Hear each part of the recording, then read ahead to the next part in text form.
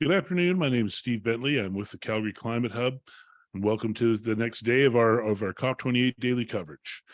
In the spirit of reconciliation, we acknowledge that we live, work, and play on the traditional territories of the Blackfoot Confederacy, Siksika, Kainai, Piikani, the Tsuut'ina, the Yaqsi Nakota Nations, the Métis Nation of Region 3, and all people who make their home in the Treaty 7 region of Southern Alberta. I'd like to also make a second land acknowledgement on behalf of another group of folks that have a stake on this land that we stand on today. That's our children, our nieces and nephews and grandchildren, and all future generations. I urge you to keep them in mind during this time as we face unprecedented change and start making decisions about what comes next. Okay, COP28, the world's biggest climate conference, annual conference, critically important for a lot of reasons.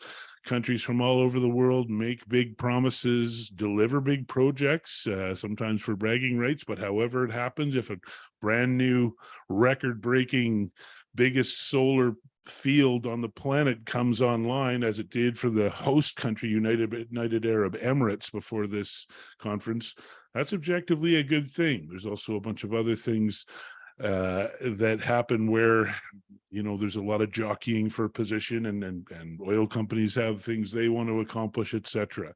The big topics this year is a global stock taking, which is a process for countries and stakeholders to see where they've collectively made progress towards meeting the goals of the Paris Climate Change Agreement and where they're not.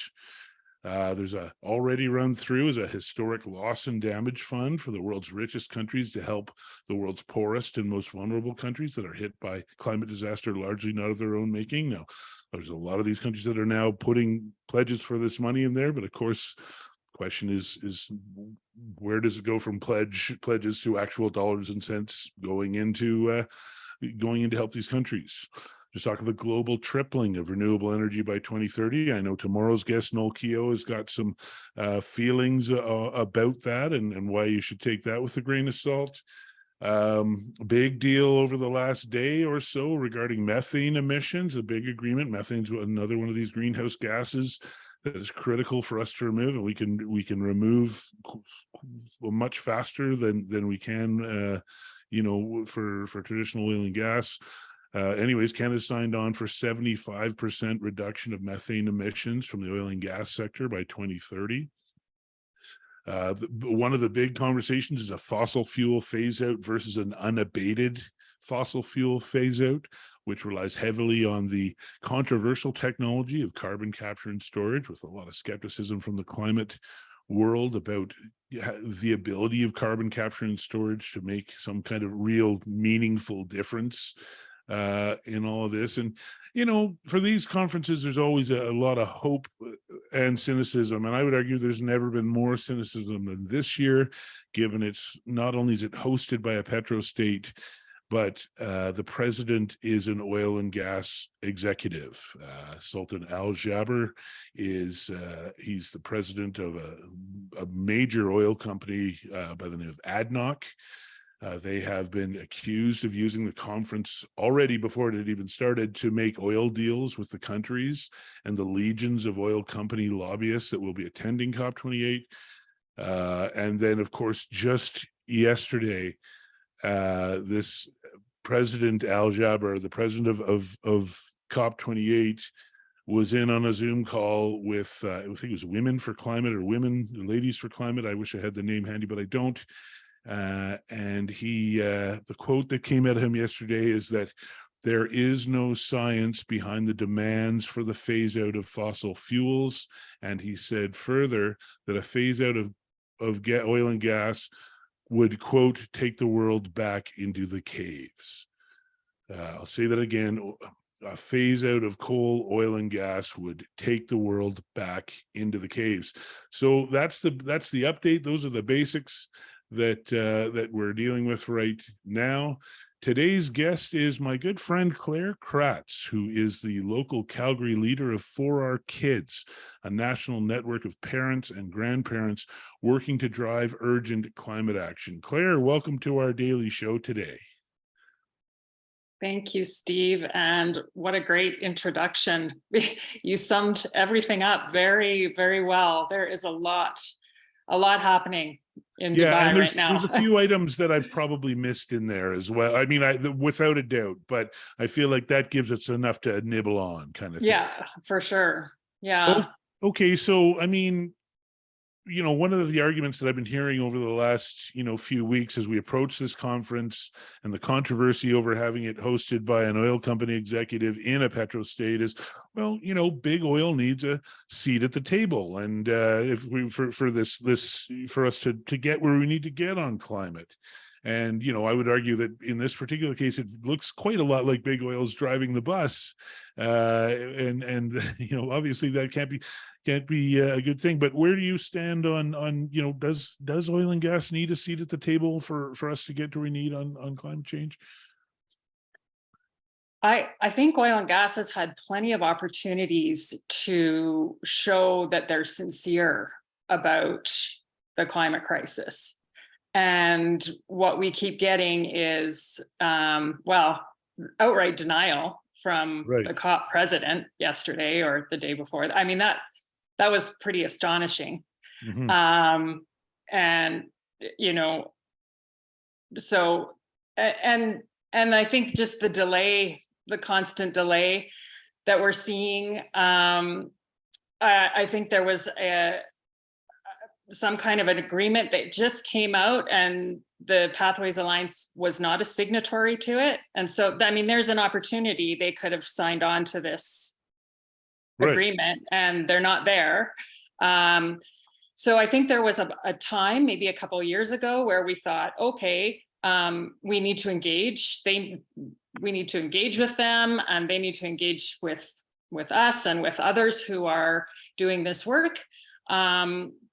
But some point in the last year, I think more and more of us are realizing that it's not sincere, it's not authentic, and that the delay is it's hurting all of us now.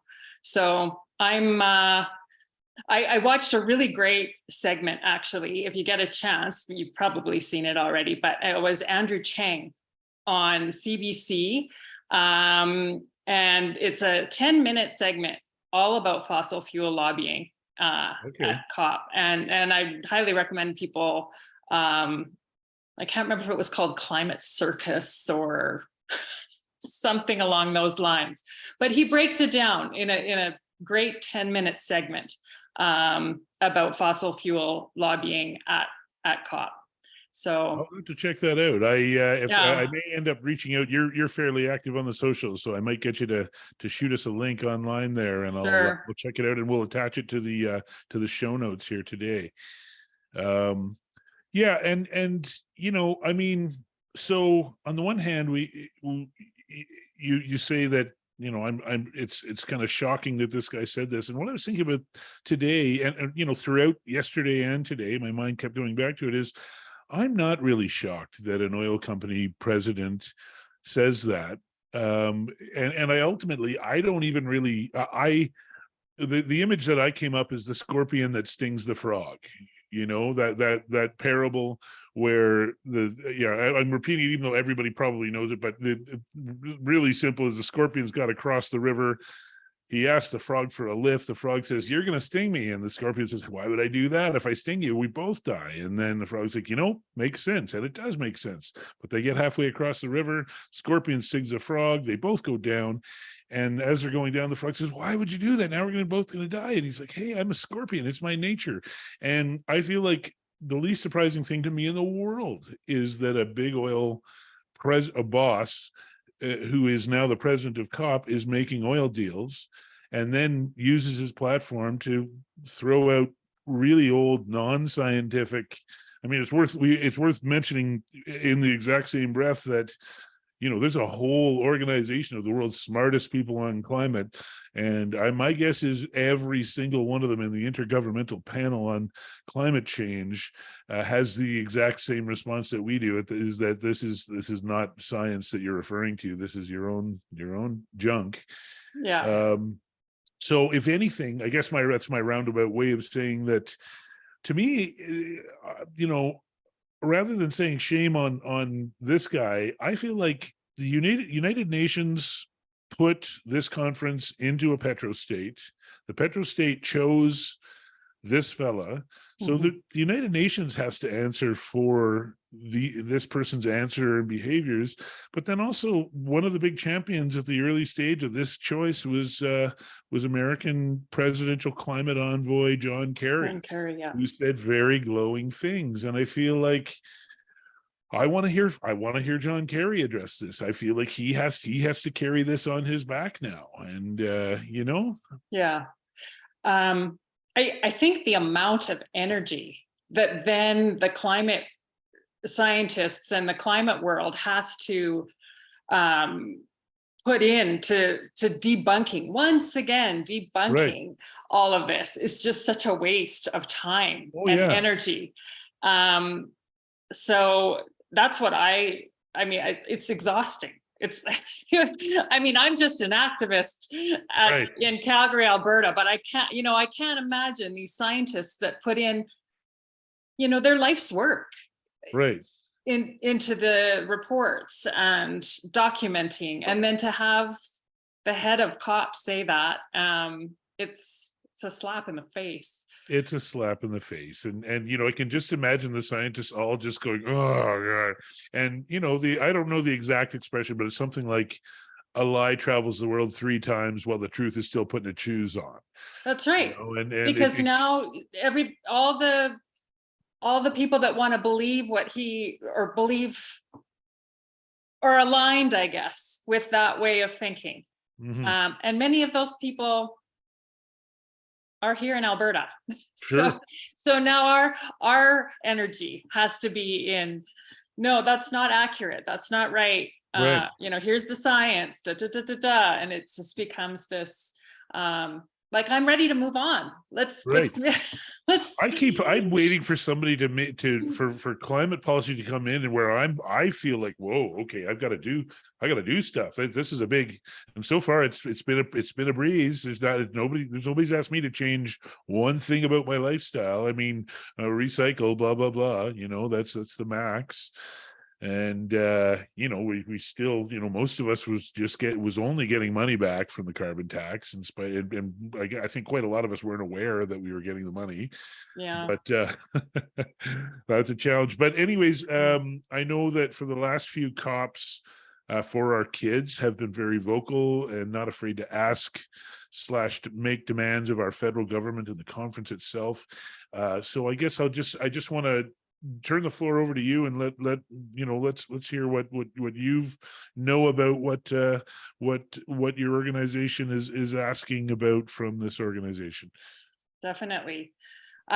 So for our kids, I'll just give a little background for anyone out there that isn't aware of For Our Kids. We are a national network. We operate in well over 20, it's probably around 25 cities, towns across Canada.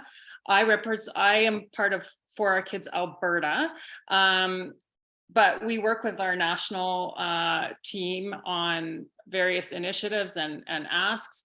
So, at the national level, we want to see an emissions cap. Like most organizations in the climate space, that is front and center for us. We know that the health impacts are significant on our young people. We saw this past summer, and well, it wasn't even the summer, May, while kids were still in school, many of them in smaller centers, towns that had to be evacuated. So their education and learning was disrupted. Their homes were, in the line of fire. They had to leave their towns. Many people across Alberta were displaced for weeks, if not months. And that has that's not just a physical effect, that there is a mental impact to that is quite significant. So we need to see that emissions cap.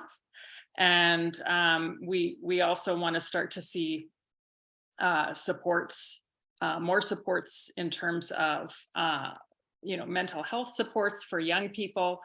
And we really need to also see our ministries of education stepping up to ensure that school boards have climate action plans that deal with not only decarbonizing their operations, everything from transportation to school buildings, but also looking at integrating education around climate science and addressing those mental health impacts that we're already seeing and we will continue to see. So that just kind of gives you a broad look at sort of what some of the things that we're looking at. I noticed at COP, health is a big thing. Like yesterday was the first day of health at a COP dedicated to that. And so because we're focused on kids, that definitely is something that we're keeping our eyes on. We know that fossil fuels are at the heart of this crisis, and we need to stop burning coal, oil, and gas and move to renewables. That is key. So for our kids is quite grassroots, but those messages are consistent across the country. And we also have networks in other countries. So there's an organization called Our Kids Climate, and these are definitely the things that they are focused on as well, for the sake of children everywhere. So here in Alberta, we are seeing the impacts of those wildfires. Somewhere else, it may be drought, famine, food insecurity, displacement, migration. So yeah, we have sort of affiliate networks of parent advocates, caregivers, concerned citizens that in other areas of the world that are also focused on kids and health and the impacts this is having on them. Yeah, I've always thought it's a very important organization and a very important angle into climate action.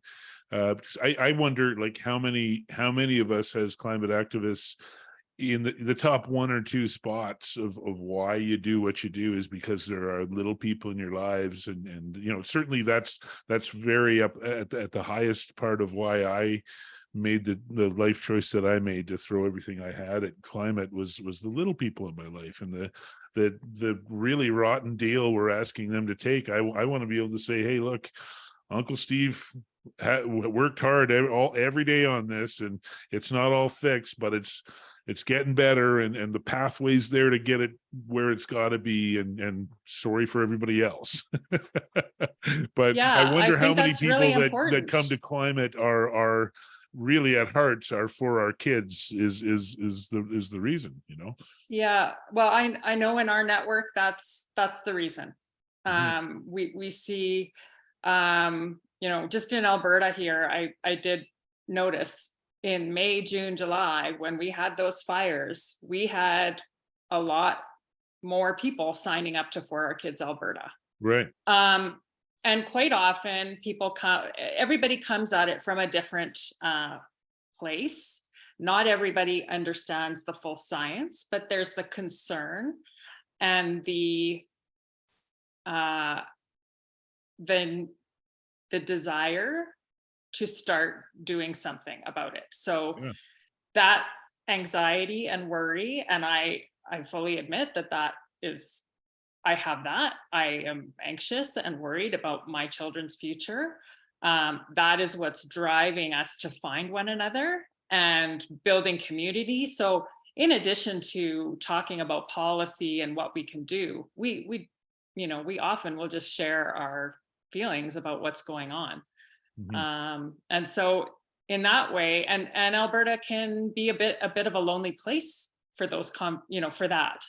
So we've had people join that have expressed their deep relief at finding a network where they can express their concerns and their worries. And so it's part therapy, and then we start talking about action and what we can do. And the biggest thing I think we can do is raise our voices and have conversations. And it's one conversation at a time sometimes. Yeah, So, and I can certainly vouch for what you're saying.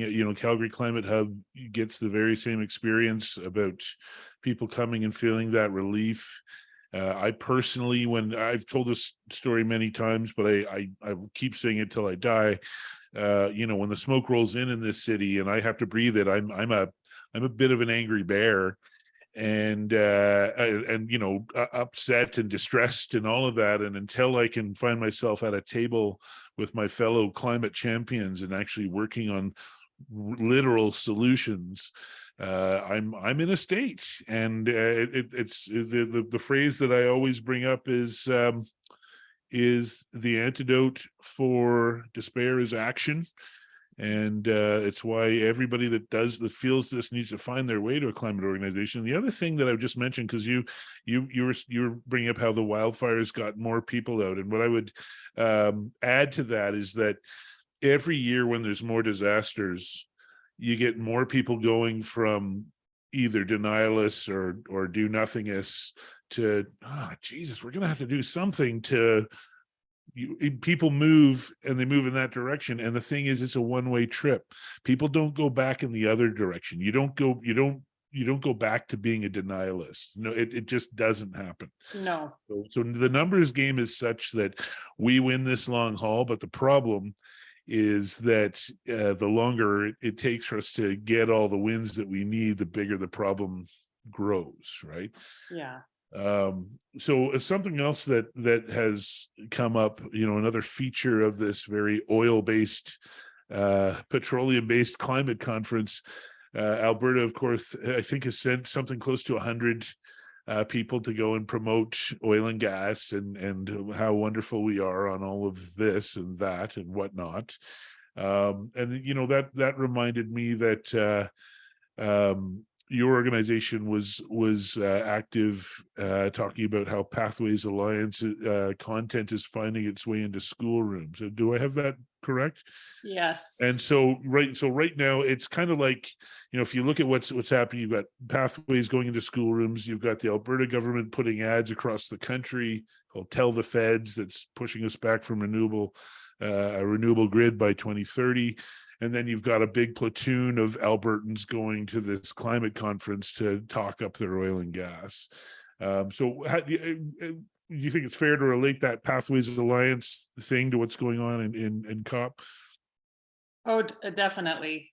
The tentacles are everywhere. And it's a bit of the more I learn about fossil fuel infiltration into our information and education spaces, it's quite eye-opening to read about it, to listen to it on webinars. And it's something that I think we've not a lot of people are aware of, especially we see those Pathways ads now on the television, we hear them on the radio or whatever. Everywhere you're streaming, all of that. They were, for a little while, they were everywhere. I haven't heard in a while, but yeah. But it's some of the more subtle ways that they infiltrate our education, our information and education spaces that really worries me. And do you have time for this quick story? I sure do. You go for it.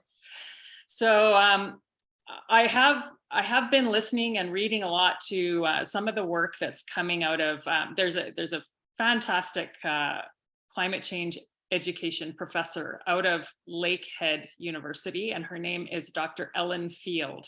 Okay. And she, along with another For Our Kids member, actually, have done a deep dive into fossil fuel infiltration into our education spaces. And so what happens is we often have, in Alberta, we have a number of them. They're environmental charities, education charities that promote environmental awareness, information on energy and climate. And those organizations are often sponsored by oil and gas companies. Right. And in some instances, those companies are pushing what's called a balanced bias approach to teaching about energy and climate. And so it's this balance of, yeah, we need all forms of energy. That's the message. We need Right. all forms of energy. And they are presenting at teachers' conventions. And so teachers are hearing that message. That message then gets passed on into the classroom. And what concerns me, I guess, is that there's this idea of energy literacy, right? Everybody has heard of this. We need people to understand energy literacy. But what I think we need to do is we need for our students to be climate literate. Right. And then they can see how energy ties in. And you know, if they don't understand, for example, carbon budgets and the how fast this transition needs to happen in order to hold global temperatures to 1.5, then they may say, oh yeah, we should be doing this maybe pipeline with carbon capture and sequestration, versus, you know, opening it up to, well, this is the money it takes to do that. Maybe we should put that public money into this instead. And so I don't have all the answers, but I'm finding it really interesting to learn about. I mean, the fossil fuel industry has known for a long time that education is a way to access the next generation. It's hearts and minds, That's capturing the minds. If you can get into the schools, it's really insidious. It is insidious, and they need to be called out. Yeah. I know the Canadian Association of Physicians for the Environment. So this other person who was working on the report it was commissioned, and there is a report coming out on this topic, on the fossil fuel infiltration into education spaces. It was commissioned, I believe, by CAPE. And so, you know, I'm waiting to see what that you know, what that report says. But it's an interesting topic, and it's not one that I think many, even, you know, people in education aren't aware of it. Right. So. Yeah, and if people in education aren't aware of what oil companies are doing in classrooms, then most of the rest of us don't know. Yeah, that's it's pretty heavy duty stuff that's coming down to it. But you know what one of the things that you mentioned already today is that it does seem like more people are aware. Certainly I see that. I was talking with former city councilor Drew Farrell about it the other day, how 2023, it seems like the climate change conversation has shifted to focus directly on the oil companies more so than ever before. And I think that's another one of those one-way streets where eventually, you know, like there's no going back to saying, okay, everything's fine and dandy once you've made the mental leap yourself. But okay, before we wrap up here, I guess I just want to, you know, when I have somebody on who's a part of such a great organization like For Our Kids, I want to make sure I give you a chance to, you know, mention or promote anything that's upcoming, or even if you're hearing about something here in Calgary or in Alberta, or a petition folks can sign. I just want to turn it over to you to make sure that we can, if you mention it, that I will put it in the show notes and folks can access it later. Sure. Yeah, well, I would encourage, if you anyone listening, if you have children, or even if you don't have children, if you care about a child, then go to our For Our Kids website. There are a lot of great, they're called Our Stories. So you'll hear stories from across the network, all across Canada. There is one there. I'm trying to push forward climate and biodiversity education being further integrated into our K-12 education system. But there is a Take Action link. So I would check out the Take Action link. Okay. If you are a parent in Alberta listening and you are worried or concerned, you can sign up For Our Kids Alberta to get emails about our meetings. We usually meet just once a month online. If you are a parent of a child who is in school, I would encourage you to find out who your school board trustee is and send them a little note to say that you would like to see more climate action at the school board level. Maybe that means them focusing on putting more solar on schools, looking at their HVAC systems. Maybe it means you'd like to have kids tackle more eco-friendly initiatives, and there's a great organization called Eco Schools that has plenty of ideas. So it doesn't have to be formal. It could just be a couple lines saying you're concerned about this issue, you want school boards to be tackling it, and they need to hear from us. So one thing that somebody told me not too long ago, it was a school board trustee that told me this. She said, do not underestimate the power of the parent voice. Right. And so I've taken that, and I think about that quite often in the work that I do. Quite often we don't want to rock the boat. We don't want to speak up if, we think we're going to offend somebody. But I do believe this is very important. This is our kids' future. So take a few minutes to write your school board trustee and let them know that this is important. That's perfect. We'll include links to everything that you mentioned there. And actually that reminds me a bit of a programming notice. The really, really great, incredible people at the Alberta Environmental Network and their incredible initiative called Alberta Talks. I encourage everybody to check it out. They're holding an event on December 9th, a phone banking event to call up your MLA and tell them you want climate action. You want COP28 to be meaningful for this province and this country. We're going to do a live broadcast of the show. We're still working out the details and how that works. I'm a one-man band for my COP28 coverage, but we're going to find a way to do a show from the phone bank location. That'll be Saturday the 9th. And that's something that everybody can all do. My one final question, Claire, as I mentioned to you prior to the show, we're looking to do a podcast this month, kind of how everybody has a sort of a look back on 2023 when you're in the December range. And so what I want to do is I want to talk about the best and worst climate stories from 2023, and then I'll put that into the podcast so we can hear you again on our next podcast there. So when you think about climate stories in 2023, what was the best thing? What sticks out for you? It could be local, could be federal, could be global. What was a really great story to you that sticks out in your mind right now? I'm going to say the Inflation Reduction Act in the US is a real positive story. And I don't know how many Canadians are paying attention to what's happening in the US, but that's a major world power, and they are putting in place policies that are driving action. And some of the money and the funds are going to red states. So that means that there's some real excellent thing.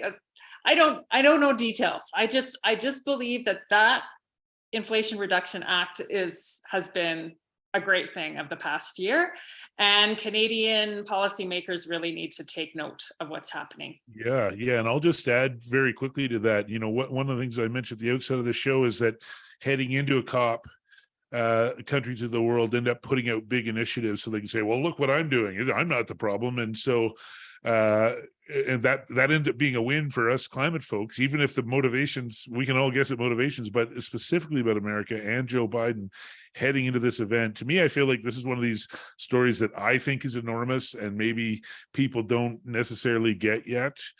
But heading into this COP, America under Joe Biden, they have invoked the WAR Act to ramp up production of heat pumps. Yes. And so like when China decided it was going to go big on solar, when a world power like China decided it's going to go big on solar, the cost of solar went down all over the world and the technology went up. And I think, unless I miss my guess, I think the exact same thing is about to happen for heat pumps due to Joe Biden, the IRA in America. So I'm with you on that choice. What do you got for what do you feel like? What's the worst story that when you there's always an embarrassment of riches to pick from? Well, this one is a bit closer to home, so Yep. I'm going to go with the moratorium on renewables here in Yep. Alberta. It's just backward thinking, and I think it was politically motivated, completely politically motivated, and sadly, those projects that were in the works, or I'm not sure how many projects were shut down, and if that money will come back to Alberta, if those projects will come back, I'm not sure. But that, again, just the time and energy that many of us put into pushing back, and on that, and when we could have been moving forward. So it feels like, okay, we go forward and then we go backwards on that. And then just imagine the same government that put a clean energy moratorium in 2023 goes to COP28 and brings 100 people to brag about what a great job we're doing here. It's maddening, Steve. You laugh or you cry. You laugh. I'm laughing and cry. crying. I'm laughing and crying. Well, Claire, thanks so much for coming to the show, and thanks so much for the really important work you do. I think it is a key angle for onboarding people into climate, is to see this thing as something that's relevant to the little ones in their lives. I can't overstate the importance of that approach, and I know you do a lot of great work around the city, so thank you for coming on today. Thank you, Steve. Thanks very much. Well, that concludes today's show, but the live coverage continues every day, all day on the Calgary Climate Hub socials. I want to thank our sponsors, Skyfire Energy, Greengate Power, and Radical Balance. Tomorrow's show, we're going to have on Noel Keogh. He's got a few things to say about this tripling of renewable energy by 2030. That's all for now. I want to just close by thanking you, the viewer, for tuning into this type of coverage and caring about this sort of thing. We'll see you tomorrow.